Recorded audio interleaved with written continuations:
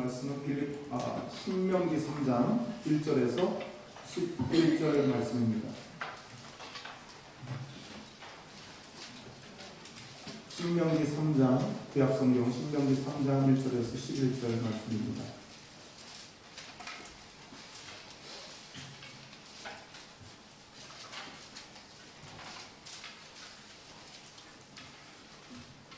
신명기 3장 1절에서 11절 말씀 한 절씩 교독으로 보시겠습니다. 신명기 3장 1절에서 11절을 한 절씩 보고 마지막 절은 함께 보겠습니다. 우리가 돌이켜 바산으로 올라가매 바산왕 옥이 그의 모든 백성을 거느리고 나와서 우리를 대적하여 에드레이에서 싸우고자 하는지라. 여호와께서 내게 이르시되 그를 두려워하지 말라. 내가 그와 그의 모든 백성과 그의 땅을 내 손에 넘겼으니 내가 에스본의 거액을 네게 하노니 그에게 하는 것 같이 그에게 하는 것이 아니고 우리하는 여호와께서 바산왕 옥과 그의 모든 백성을 우리 손에 넘기심에 우리가 그들을 쳐서 한 사람도 남기지 아니하였느니라. 그때 내가 그에게 빼앗지 않는 손이 내가 배우기 시작하였는데 그들은 이것을 이기고 그 모든 성읍이 높은 성벽으로 둘려 있고 문과 빗장이 있어 견고하며 그 외에 성벽 없는 고을이 심히 많았느니라. 우리가 성읍의 왕들에게 물어볼까 자기 그 성읍을 향해 가 성읍의 왕과 나라의 왕이나 다만 모든 가축과 그 성읍들에서 탈취한 것은 우리의 소유로 삼았으며 그때 우리가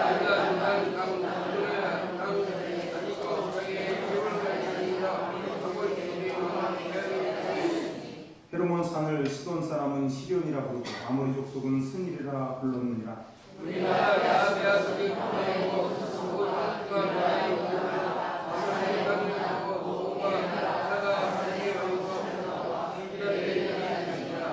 르바임 족속의 남은 자는 바산왕 옥뿐이었으며 그의 침상은 철 침상이라. 아직도 암몬 족속의 라파에 있지 아니하냐. 그것을 사람의 보통 규빗으로 재면 그 길이가 9규빗이요 너비가 4규빗이니라. 아멘.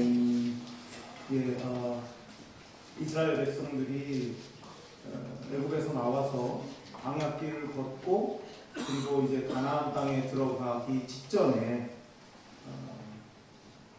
요단 동편 땅에서 요단강 건너 가나안 땅을 바라보면서 모세가 백성들에게 해준 그러니까 유고 설교라고 할 수 있죠. 고별 설교, 유고 설교라고 할 수 있는 내용이 신명기입니다.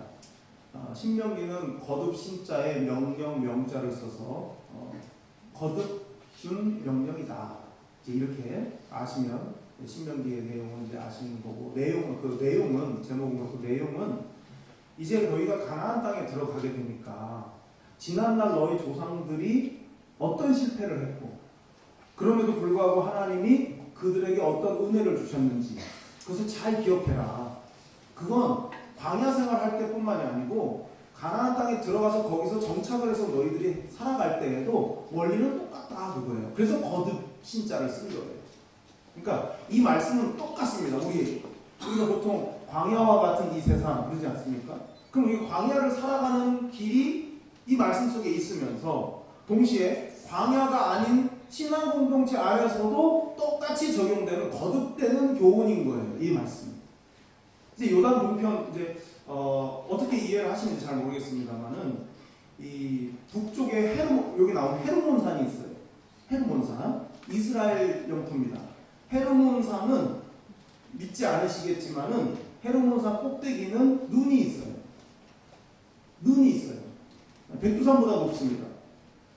예전에 요르단하고 이스라엘이 전쟁을 그렇게 했던 이유가 막바지에 중동전쟁의 그 막바지에 요르단과 이스라엘이 그렇게 전쟁을 치열하게 했던 이유는 다 요단강 강물 때문이었는데 그 요단강 강물이 헤르몬산에 눈이 녹아서 흘러내려오는 게 요단강이고 그 요단강이 1차 호수로 모이는 게 갈릴리 호수고 그게 더 빠져내려가지고 밑에 모이는 게 사해 바다예요. 그러니까 이 이스라엘 땅은 요단강 줄기를 중심으로 해가지고 서쪽 땅이 있고 동쪽 땅이 있는 겁니다. 근데 보통 그냥 흔히 가나안 땅 그러면 주로 서쪽 땅을 얘기해요. 근데 12지파가 있지 않습니까? 12지파 중에 2지파 반, 3지파가 요단 그러니까 여러분 보실 때 이쪽이죠. 요단 동편에 터를 잡고 나머지 지파들은 요단 서편에 자리를 잡게 되는 거죠. 그러니까 원래는 보통 여기를 가나안 땅이라고 하는데 이스라엘 백성들이 강 덜 건너서 이쪽 동편 땅까지 3지파가 차지를 하고 나머지 지파가 이쪽 서편 땅까지 다 해서 가나안 땅 이렇게 얘기합니다. 근데 비가 자주 오는 데가 아니기 때문에 헬몬산에서 눈이 녹아서 그물이 내려오는데 아마 이스라엘에 혹시 가셔서 요단강을 보신 분이 계신지 모르겠지만은 쩔쩔쩔쩔 흐르지 않고 헬몬산에 눈이 녹아서 내려오는 그 상류는 어마어마하게 이게 중동에 있는 데가 맞나 싶을 정도로 우거진 숲 사이로 물이 엄청나게 흘러내려요. 근데 그게 점점 가늘어지면서 탕물이 됐다가 이제 갈릴리가 되고 저 밑으로 사해가 되는 겁니다. 물이 워낙 없으니까 지금도 이스라엘은 저 사해 바다에 물을 끌어올려가지고 저 북쪽까지 물이 잘 안 가는 데까지 다 끌어올립니다. 가로수마다 다 조그마한 이런 비닐 반들이 가로수 밑에마다 다 있어가지고 비가 안 와도 가로수가 잘 자라는 데가 이스라엘입니다. 그러니까 이스라엘 사람들은 그 정도로 철저한 사람들. 그들은 물이 없으면 살 수가 없기 때문에 온갖 물 모으는 지혜는 다 있습니다. 그 사람들한테.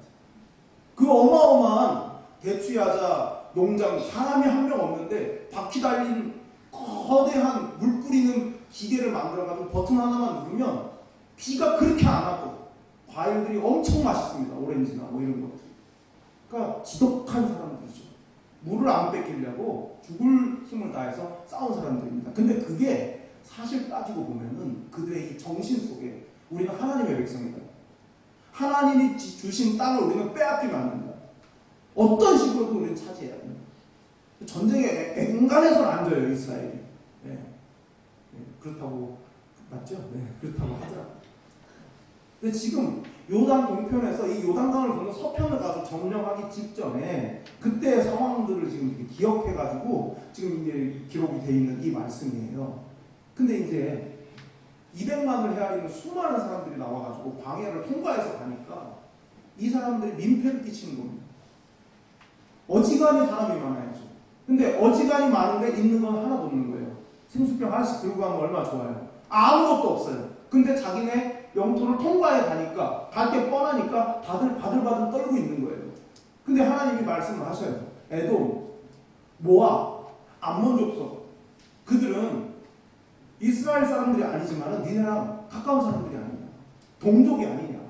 그래서 거기를 통과할 때는 달라고 하지 말고 돈 내라. 하나님이 이것까지 알려주셨어요. 가서 물 타먹으려면 돈 내고 사먹어. 민폐 끼치지 마. 그렇게 해가지고 에돔, 모압, 암몬을 그렇게 통과해 가면서 이제 헤스본이라는 데를 이제 가게 됩니다. 사람을 보내요. 그래서 우리가 니네 안 건드리고 조용히 길로만 그냥 조용히 가고 만약에 통행료를 내려면 내면서 갈 테니까 우리 통과하게 해줘 그랬어요. 근데 헤스본 왕 시몬이 안 돼. 어떻게 했겠습니까? 안 돼? 그래? 밀고 가. 이게 하나님 뜻이에요. 그래서 밀고 가는 거예요, 헤스본.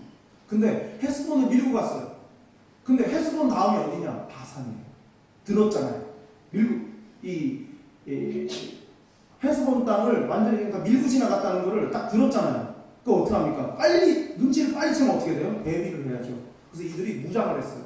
그래 한번 싸우자 이렇게 한 거죠. 그게 지금 오늘 이 장면의 이제 배경이에요. 오늘 읽은 말씀이에요. 그래서 다 오늘 말씀 보면 공통점이 뭐냐면 헤스본에게 한 것처럼 이렇게 나와요. 왜냐하면 바산이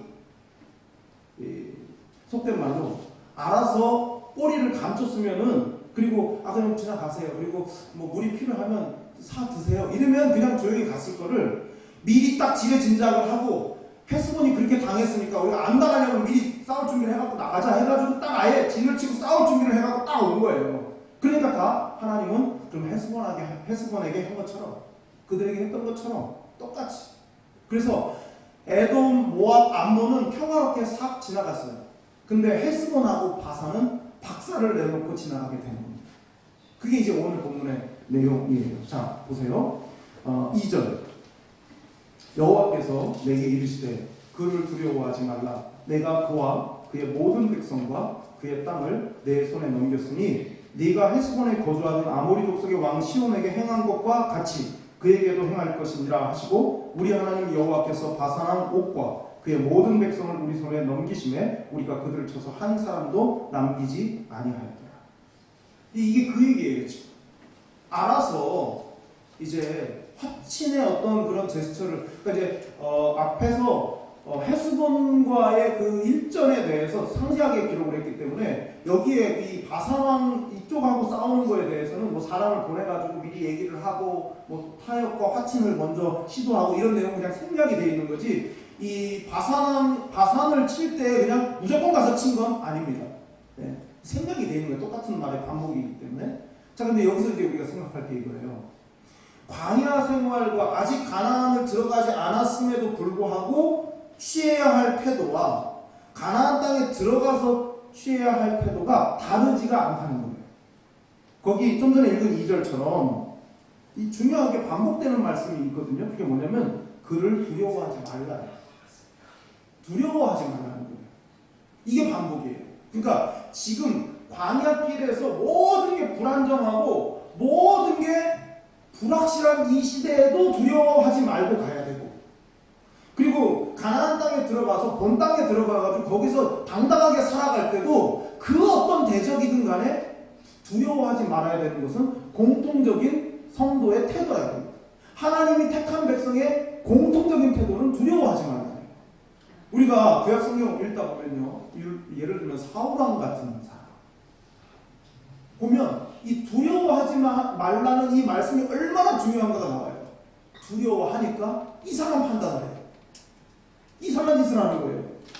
지금 나한테 뭐 이렇게 내가 나한테 쫙 집중되어 있던 이 권력이 내가 한 번의 실수로 완전히 다 흩어져 버릴지 모르겠다 하는 두려움이 사울 왕으로 하여금 조급하게 만들고 자기가 하지 말아야 될 일을 하게 만드는 겁니다. 저는 지금 이렇게 이쪽으로 오게 되면서 그 전후에서 제가 계속 마음속에 써붙여놓을까 싶을 정도로 늘 생각하고 있는 게 뭐냐면 여로보암의 길이에요. 여로보암의 길. 솔로몬의 아들 르호보암이 잘못했어요. 그래서 10지파가 2지파로 쪼개집니다. 북이스라엘의 10지파 그리고 남유다 2지파입니다. 근데 이 쪼개지는 과정이 어떤 거였습니까? 당시 그냥 보통 사람이었던 여로보암이 인기가 막 올라가요. 지금 왕은 르호보암이 되는 거예요. 근데 여로보암을 사람들이 좋아해요. 그래서 여로보암이 왕이면 참 좋겠어요. 근데 이게 위험하기 때문에 피신을 갑니다. 여로보암 애국으로 피신을 갔어요. 그리고 시간이 좀 지나면서 점점 나라가 어려워지는 거예요. 근데 때가 되어가지고 사람들이 이제 여로보암을 왕으로 옹립을 하게 돼요. 그래서 10지파 북이스라엘 왕이 돼요. 남유다 2지파 이렇게 나왔습니다. 자기를 다 좋아해 줬어요. 기세가 올라갔지 않겠습니까? 왕족이 아닌데, 다윗의 자손이 아닌데. 그런데 자기가 인기를 많이 얻고 자기를 따르는 사람들이 많아졌어요. 10지파나 무려. 얼마나 기세가 등등해집니까? 승자 같은 마음이 막 드는 거예요. 근데 세월이 지나니까요, 이스라엘 사람들은 절기를 지키지 않습니다. 예루살렘 성전은 유다 땅에 있어요. 그럼 절기를 지키기 위해서 예루살렘으로 갑니다.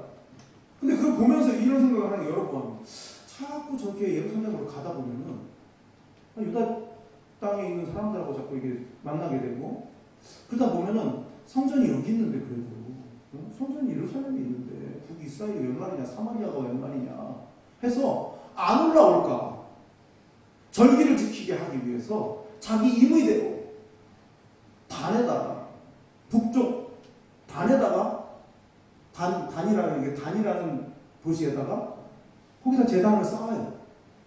그리고 자기가 제사장을 임명해요. 왕, 여러분. 다 이유가 뭡니까? 두려운 거예요. 나한테 지금까지 쫙 왔던 이 사람들이 자꾸 빠져나갈까봐 두려운 거예요. 그래서 저는 계속 그 생각을 해요. 여로보암의 길을 가면 안 된다는 거죠. 아무리 르호보암이 잘못했어도 남유다에 남아있던 사람들이 끝까지 간 겁니다. 북이스라엘은 남유다보다 훨씬 먼저 망했어요. 북이스라엘의 왕 중에는 착한 왕이 단 한 명도 없었어요. 아무리 최악의 왕 므낫세 같은 왕이 유다에 있었어도 그래도 유다에는 히스기야도 있었고 하나님이 기뻐하시는 왕들이 있었습니다. 여호사밧이라든지. 우리가 어떤 일을 하든 지금 눈에 보이는 것만 가지고 만족을 해가지고 그것을 내 교만의 성으로 쌓으면은 여로보암의 길이 되는 겁니다. 지금 사람들이 많이 모이고 있고 지금 내 편이 많다고 해서 그게 끝까지 가느냐? 그렇지 않거든요. 그걸 너무나 잘 알거든요. 성경에 너무나 잘 나와 있거든요. 그러니까 저는 저 스스로를 늘 매일 여로보암의 길을 가서는 안 된다. 제 주제가 여로보암의 길은 안 된다. 이건 뭐 저뿐이겠습니까? 여러분 모두 다 마찬가지예요. 하나님이 은혜를 부어주시면 이게 내가 잘해서 은혜 받은 거다 착각하는 순간 망하기 시작하는 겁니다. 그걸 조심해야 됩니다. 그래서 언제나 똑같이 지금 난리통이든 편안할 때이든 두려워하지 말라는 이 말씀 끝까지 따라가야 되는 거예요. 하나님의 백성이에요. 네. 그리고 두 번째가 내 손에 넘겼다예요. 내 손에 넘겼다는 건 뒤집어 말하면 뭡니까? 나한테 넘겨주기 전까지 내가 할 수 있는 일이 아니다 이 말이에요. 그러니까 여러분 정말 이게 중요해요. 우리가 보통 이제 뭘 억지로 사람이 자기 마음대로 이렇게 뭔가를 할 때 임의대로 했다라는 말도 쓰지만은 어떤 인공적인 힘이 가해졌을 때는 인위적이다 이렇게 말을 하죠. 인위적이다. 인위적으로 하면 안 돼. 뭐 이런 말을 하죠. 그럼 인위적이다의 반대가 뭐겠습니까? 뭐 그런 말이 있는지 모르겠지만 신위적인 거예요. 신위적인. 우리는 인위를 따라가는 게 아니고 신위를 따라가는 겁니다. 하나님께서 행하시는 대로 우리는 따라가는 거예요. 그걸 잊어서는 결코 안 됩니다. 그러니까 네 손에 넘겼다 하기 전까지는 우리가 아무것도 할 수 없는 사람들이에요. 네 손에 넘겼다 그러면 나한테 맡기셨구나. 나한테 맡기셨으면은 감당할 힘도 주시겠지. 그리고 두려워하지 않고 가는 게 우리의 영적인 습관이 되어야 하는 거죠. 예. 그리고 세 번째는 헤스본 왕 시온에게 했듯이 이건 뭐예요? 하나님은 역사적이시다 이거예요. 역사적인 하나님이시다 이겁니다. 하나님 역사해 주세요라는 말을 할 때 그 역사는 하나님 일해 주세요. 일해 주세요 이런 뜻이고요. 역사적인 하나님이란 말은 뭐겠습니까? 지난날의 시간들 속에 하나님의 행하신 일들의 기록이 있다 이 말이에요. 엊그제 헤스본 왕 시온에게 했듯이 오늘 지금 우리에게도 하나님이 그렇게 역사하실 거다 이거예요. 그 믿음으로 간다 이겁니다. 그게 우리에게 필요해요. 그러니까 히브리서 11장에 있는 우리에게 구름같이 허다한 증인들이 있다. 그 증인이 어떤 증인들입니까? 하나님의 은혜를 받아서 그 은혜로 인생을 풀어나갔던 증인들이에요. 그 사람들의 삶의 모습, 자세, 하나님께 향하는 그들의 태도를 우리가 잘 살펴보면 그 역사를 살펴보면 우리가 지금 어떻게 살아야 할지 그 속에 답이 숨어 있다 이 말입니다. 그래서 말씀을 봐야 되는 거예요. 말씀이 어려워도 그래서 봐야 되는 이유가 거기 있어요. 하나님은 말씀으로 하신단 말이죠. 그러니까 이제 저도 젊었을 때, 죄송합니다. 젊지만 좀 더 젊었을 때, 네? 어렸을 때, 청년부 시절에 이게 성경을 보면요, 사사기를 보면은 제일 이렇게 막 심장이 뛰는 게 기드온 얘기예요. 네, 기드온 얘기예요.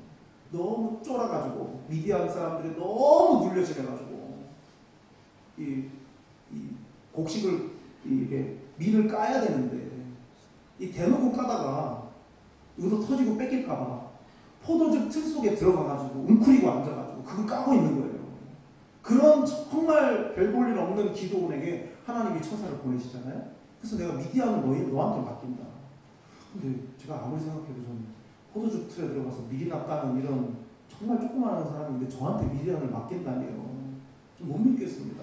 뭐 이래가지고 이제 몇 가지를 보여주시잖아요. 이 양털 뭉치 뒤에 이슬에 적게 하고 안 적게 하고 이거 있죠.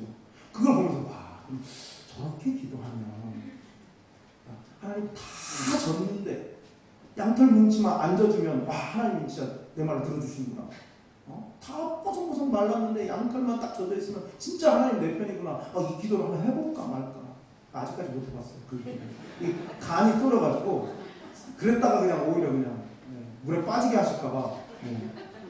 근데 여러분 그런 마음이 우리에게 들잖아요, 사실은. 근데요, 그런 경우는 매우 특별한 경우예요. 아주 특별한 경우입니다. 대부분은 하나님 우리에게 말씀으로 해주세요. 말씀에 답이 있어요. 그래서 여러분 누가 뭐 예언을 한다, 그분한테 가면 뭐 미래를 기도해 준다, 이런 거 좋아하지 마세요. 그런 걸 좋아한다는 것은 하나님의 말씀의 권위보다 그런 얘기들을 더 귀 기울인다는 뜻이니까 신앙에 문제가 있다는 뜻이 되는 거예요. 말씀으로 충분해요.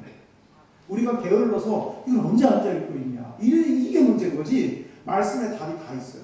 하나님은 지금 이 엄중한 시간 아닙니까? 거기 통과는 해야 되겠는데 저들은 싸우려고 덤벼들고. 근데 하나님은 뭘 보여주고 이런 게 아니라 그냥 다 말씀으로 하세요. 네 손에 붙였다, 두려워하지 마, 뭐 이런 거예요.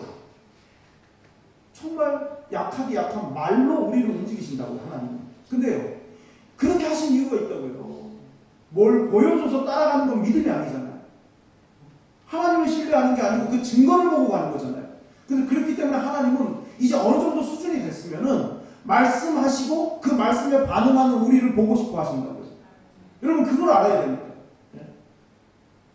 뭐 중학교 다니고 고등학교 다니는 애한테 계속 분유를 타 먹이는 부모가 어디 있습니까? 다 까줍니까? 또 뭡니까? 땅콩 같은 거 다 까줘. 이렇게.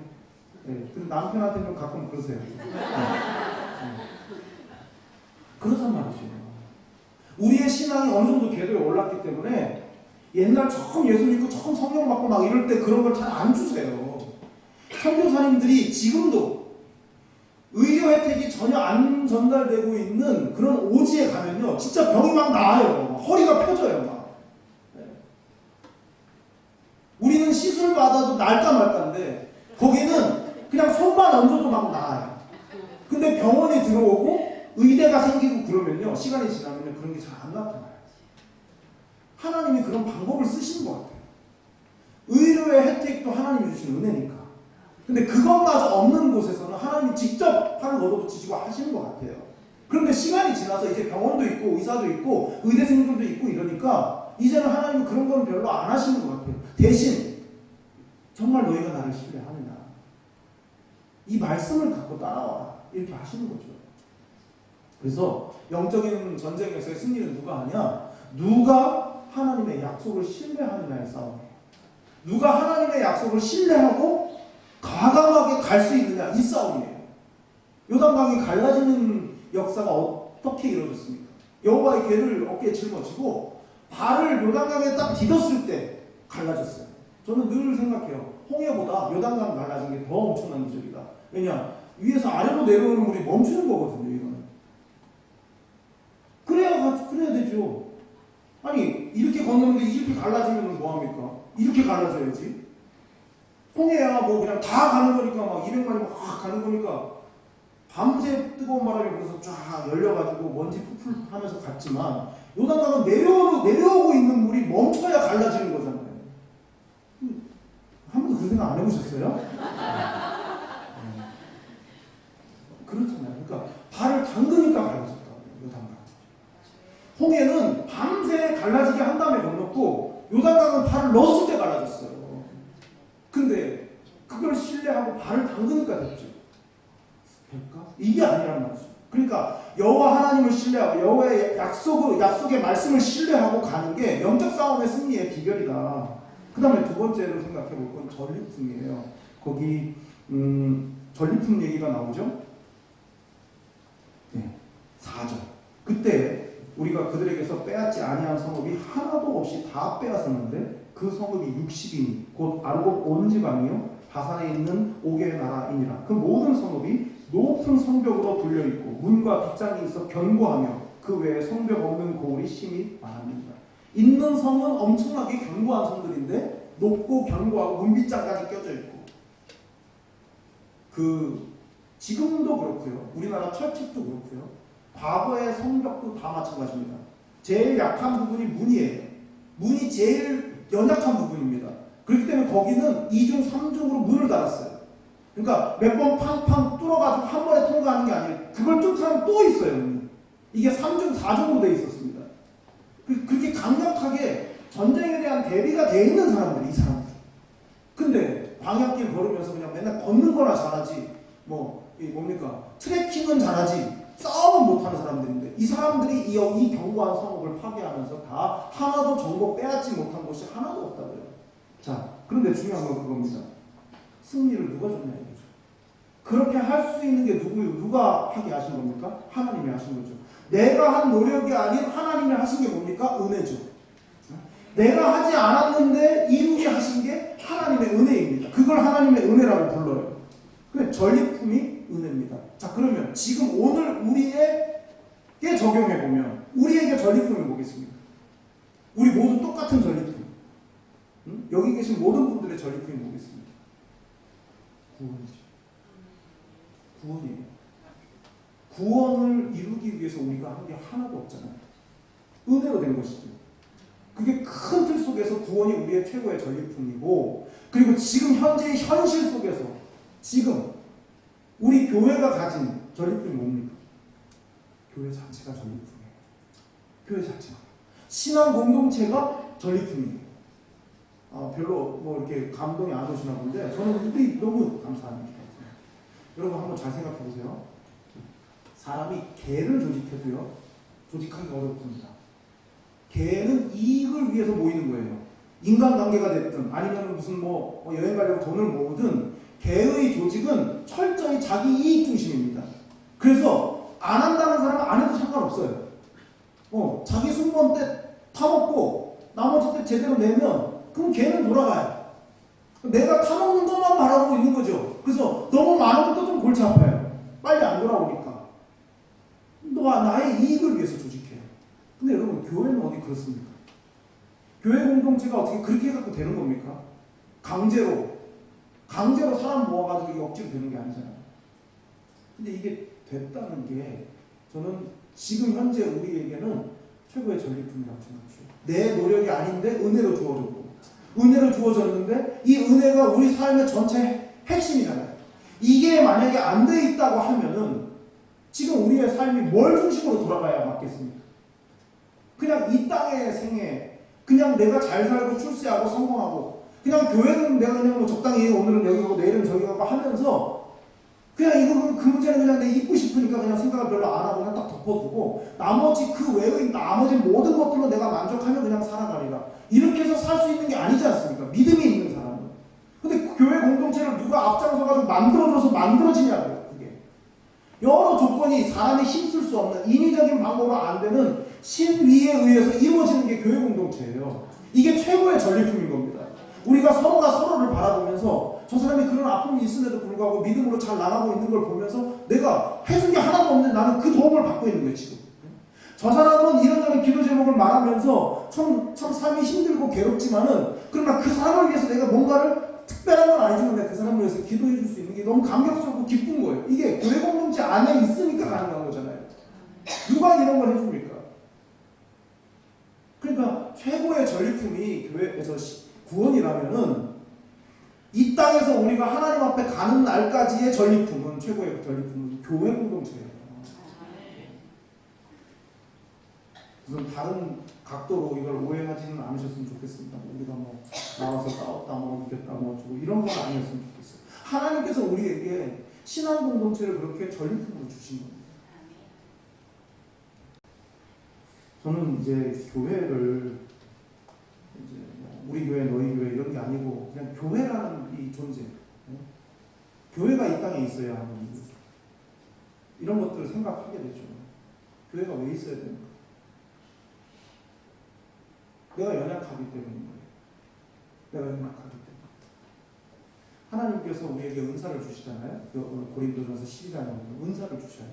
은사를 왜 주십니까? 그리스도의 몸을 세우기 위함이에요. 근데 생각을 해보면은 그리스도의 몸을 세우는 일에 내가 뭐 보탬이 될까 싶어요. 그리스도의 몸을 세우는 일에 내가 무슨 보탬이 될까? 내가 할 수 있는 게 뭘까? 아니 그냥 무슨 어떤 조직을 만드는 것도 아니고 그리스도의 몸이라는 어마어마한 게 앞에 딱 달려있는 거예요. 그 일을 위해서 내가 할 수 있는 게 뭘까 생각할수록 뭐가 별게 없어요. 그럼 뒤집어 생각해보죠. 그러면 교회가 있어서 나한테 유익인 게 뭔가? 너무 많은 거예요. 여러분, 저는요 사춘기 때 교회가 싫었어요. 뭡니까? 저의 행동이 모든 게 다 이렇게 다 점검이 되는 거죠. 부모님들이 그냥 알려면 너무 쉽게 저의 모든 걸 알 수 있고, 그냥 월화수목, 옛날에 토요일까지 학교 갔으니까 월화수목 금토는 부모님이 학교에 전화를 걸어야 알 수 있는 거였는데, 딱 하루 학교 안 가는 그 기쁜 날 저의 모든 행동이 일거수일투족이 다 부모님의 귀에 들어가는 거예요. 그래서 교회가 싫은 거예요. 성당에도 가보고 또 다른 교회 다니는 애들 꼬드겨가지고 자전거를 빌려가지고 다음날 일어나지 못할 정도로 자전거 예배 시간에 몰래 자전거 타고 가가지고, 약간 제가요 초등학교 때 좀 약간 이상했어요. 제가 어릴 때 주일학교 다녔던 교회, 지금은 이제 교회가 다른 데로 지어서 이렇게 이전을 했는데, 예전에 있던 교회는 이제 지하 예배실이 있었는데, 지하 예배실은 교회 학교가 쓰는 공간이었어요. 그럼 거기에 조그마한 방이 있어가지고 캐비넷을 열면 각 반 출석부가 쫙 있어요. 제가 목사가 된 뒤에도 그 똑같이 그렇게 돼 있더라고요. 출석부를 보면요, 어릴 때 초등부 때는 헌금을 그 분반 공부할 때 선생님이 오늘 백민석 헌금 얼마 했어? 그러면 네 100원이요. 그러면 100원. 다 이렇게 그 출석부가 있는 거예요. 목사가 돼서 갔는데 뭐 100원 하다 어떤 날 50원인 날이 있어요. 그러면 한 판 하고 간 거예요. 옛날에 50원이었잖아요. 네. 그런 게 다 걸리는 거예요. 부모님한테 나중에 시간이 지나면. 교회 가기 싫고 자꾸 노래하라고 춤추라고 그러고, 지금도 춤은 가족한테만 해요. 그랬는데 지금 생각해보면 제가 사춘기 때 중3 때 연합고사, 고등학교 입학 연합고사를 보고, 그리고 그게 한 11월인가 12월에 보는데, 그때부터 고등학교 입학할 때까지 내내 놀잖아요. 그때 이제 어머니 따라서 금요 기도회를 꼭 껴가지고 금요 철야를 쫓아 다니면서 은혜를 받았어요. 근데 어떤 분이 저한테 조언을 해주시는 거예요. 시편하고 자문을 많이 읽어라. 사춘기 때 그보다 더 좋은 게 없다. 시편은 너무 길고 또 모르겠고, 시적인 표현이 뭐 이해가 안 가고, 헐몬의 이슬이 그래서 모르겠고, 자문은 좀 이해가 가는 거예요. 중3 때 하루에 한 장 읽으면 한 달에 한 번 읽잖아요. 계속 읽으면서 일기장에다 쓰고 계속 그랬어요. 근데 지금 생각해보면 그게, 저는 여드름도 별로 안 났지만 전 사춘기 때도 부모님하고 대들어서 싸운 적이 없어요. 근데 왜냐면 잠언을 보면요, 이 야성이 잠들어요. 싸우고 싶은, 공격하고 싶은 마음이 잠언을 보면요, 이게 제어가 돼요. 정말 그래요. 입술에 대한 얘기 많이 나오고요, 말 조심하라 얘기 나오고, 마음에 대한 얘기 많이 나와요. 다 지금도 제가 잠언을 외우는 성경 구절은 다 그때 외웠어요. 누가 시키지 않아도 그냥 외웠어요. 도가니는 은을, 풀무는 금을 연단하거니와 하나님은 마음을 연단하신다. 그 말이 뭔지는 잘 몰랐지만 하여튼 뜨거운 데다 뭘 넣어서 녹이고 강하게 만들고 막 이러듯이 하나님은 우리 마음을 그렇게 단련시켜서 강하게 하신다. 그런 말씀들이 다 그때 읽었던 말씀들이에요. 외우는 말씀들은 거의 대부분. 그게 저를 한 번에 살짝 아주 가벼운 방황은 있었지만은 큰 방황을 하지 않게 합니다. 교회로부터 제가 얻은 유익은 너무 말도 못해요. 교회에서 장가 갔죠. 교회에서 아이 낳았죠. 모든 게 다 교회에서 이루어졌어요. 그래서 제가 어릴 때 교회는요, 교회가 이쪽에 있고요, 예배당이 여기 지어져 있고, 내 옆에 산부인과가 있고, 이쪽에 장의사가 있었어요. 장의사 옆에 떡볶이집이 있었어요. 그럼 떡볶이 먹어서 맨날 우리 그 형들이랑, 청년부 형들이랑 늘 하는 얘기, 우리 교회 기가 막다. 태어나서 살다가 간다. 우리는 그 사이에 떡볶이를 먹는다. 늘 이랬고요. 그래서 금요 기도회를 막 이렇게 뜨겁게 하면요, 옆에 산부인과가 있잖아요. 좀 몰랐어요. 그게 무슨 소리인지. 엄마들이 울어.